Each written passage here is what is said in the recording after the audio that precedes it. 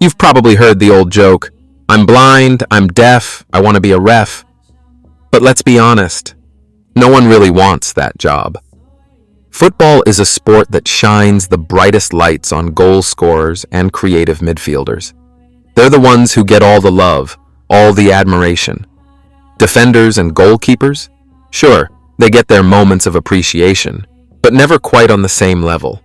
Even managers, unless they're at the very top, rarely feel the same adoration. But referees? They don't just go unnoticed, they're actively disliked.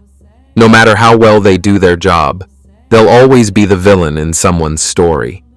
Fans blame them for everything. Players push their limits, test their patience, and rarely show them respect. And the brutal reality? No one remembers a ref for making the right calls. They only remember the mistakes. But there was one man who stood above the rest. A referee so sharp, so precise, that his decisions were rarely questioned. He wasn't just respected, he was feared. He had no club loyalties, no player favoritism. His only allegiance was to the game itself. With a military-like discipline, a piercing gaze that could cut through even the biggest egos, and a presence that commanded authority, he became a legend. His name? Pierluigi Collina, the most iconic, respected, and feared referee in football history. And today, we're going to dive into his incredible journey, the story of how he became the gold standard for referees in a game that makes their job nearly impossible.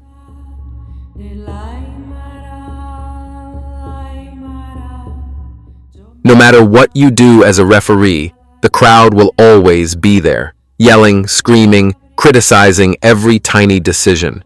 It's a thankless job where perfection is expected and mistakes are never forgotten.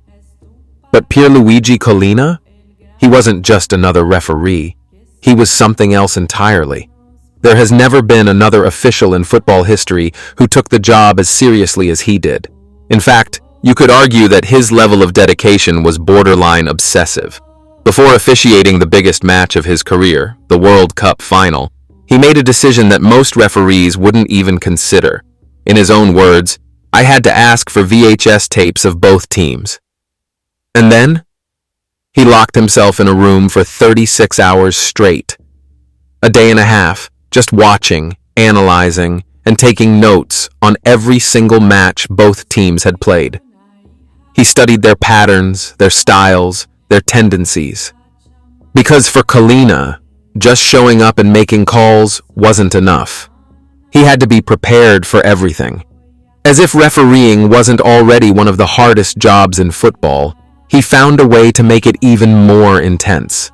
The level of focus, the ability to block out all the noise, it was something few could ever match. You might be wondering, how does someone even become a referee, let alone one as legendary as him? Well, funny enough, most referees never actually dream of becoming one. It's not exactly the career kids grow up idolizing. But for Collina, fate had something unexpected in store. Like most kids, Pierluigi Collina didn't dream of becoming a referee.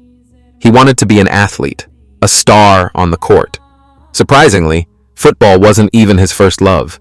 It was basketball that captured his heart. He was tall enough to hold his own, and he loved the fast pace of the game, but deep down, he knew he didn't have what it took to make it to the top. So, he turned his attention to his next favorite sport, football. With his size and physicality, he figured his best shot at making it was as a center back. Playing in defense, Collina gained an education that would later shape his career in ways he never could have imagined. He learned all the little tricks defenders use, the subtle shirt pulls, the perfectly timed nudges, the dark arts of defending that could go unnoticed by most referees. This knowledge would prove invaluable in the years to come, but as a player, his journey would never reach the highest levels. At 17, Collina faced a crossroads. He was persuaded to step off the pitch, not as a player, but as something else entirely, a referee. He took a referee course, and almost immediately it was clear. He was a natural. His experience as a defender gave him an edge in reading the game, understanding its nuances and making the right calls under pressure. And while his refereeing career was just beginning, life had other plans for him as well. Back then, Italy had mandatory military service, and Collina had to go through rigorous training. It toughened him up, gave him discipline, and sharpened his leadership skills. That military mindset would later define his refereeing style: firm, unwavering, and unshakable, no matter how much pressure players tried to put on him. Even with everything else going on, Collina was also pursuing a degree in economics. It made him not just a strong referee, but a smart one. Because the only thing more intimidating than a tough guy was a tough guy with intelligence. But just as he was finishing his military service and advancing in his refereeing career, something unexpected happened. He developed a severe case of alopecia. The condition caused him to lose all the hair on his head, his face, everywhere. And in losing his hair, he gained something else. His now bald head made his sharp, piercing blue eyes even more intense.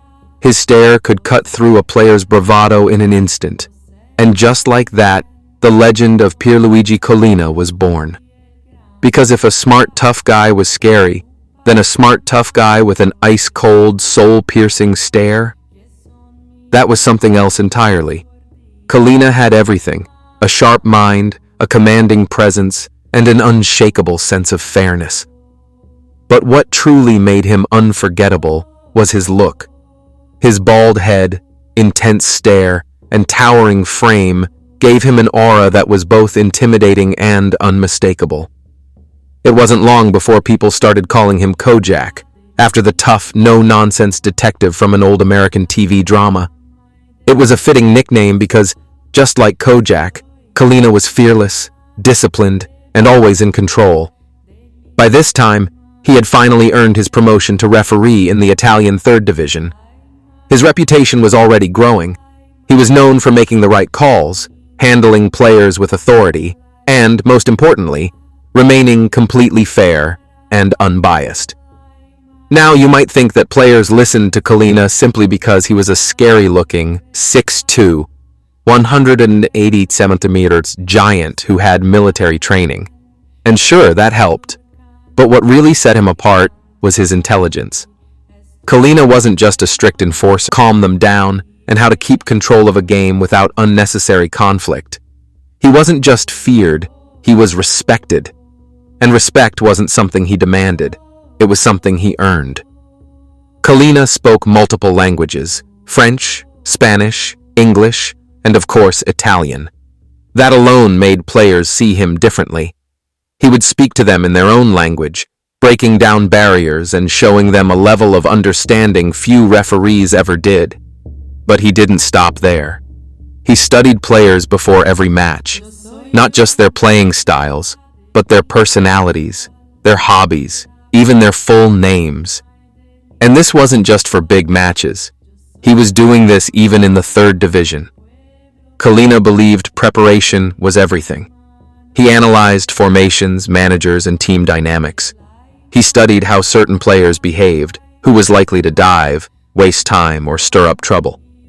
And this was in an era where data and analytics weren't as easily available as they are today. He went above and beyond, putting in more effort than most referees even in the modern game. But above all, when he stepped onto the pitch as a referee, that connection meant nothing.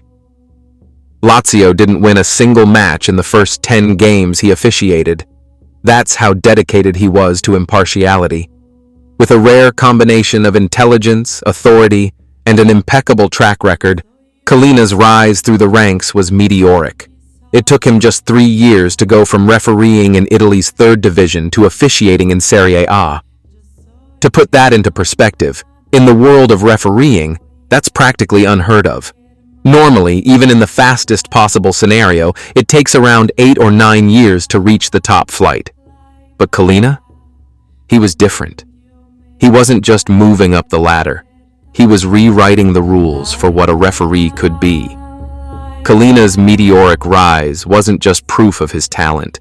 It was a reflection of the immense respect he commanded from players, managers, fans, and even his fellow referees. His ability to control a match with authority matches, a relatively small number for a top-flight referee, FIFA had already seen enough. They recognized his skill and fast-tracked him for the biggest stage, international tournaments. His first stop? The Olympics. At the time, Olympic football was a much bigger deal than it is today. And not only did Collina officiate matches in the tournament, but he was also given the honor of refereeing the Olympic final, a clear sign that he was destined for even greater things. By 1998, he had reached the pinnacle of refereeing, the FIFA World Cup.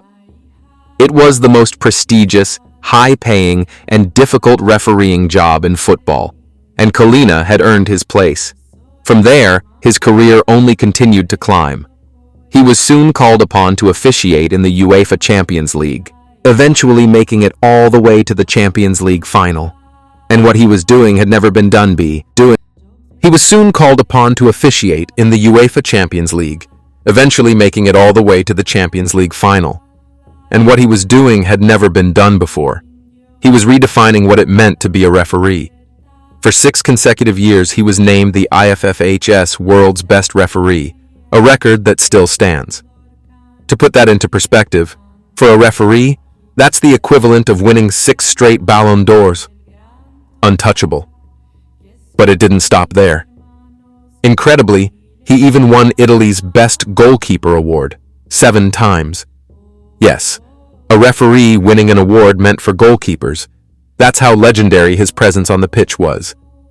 And in a historic moment, he became the first non-player or manager to be inducted into the Italian Football Hall of Fame. Yet, perhaps the greatest testament to his integrity came during one of the darkest periods in Italian football history, Calciopoli. The scandal exposed a massive web of corruption where top clubs, most notably Juventus, were found guilty of conspiring with referees to fix matches in exchange for financial favors.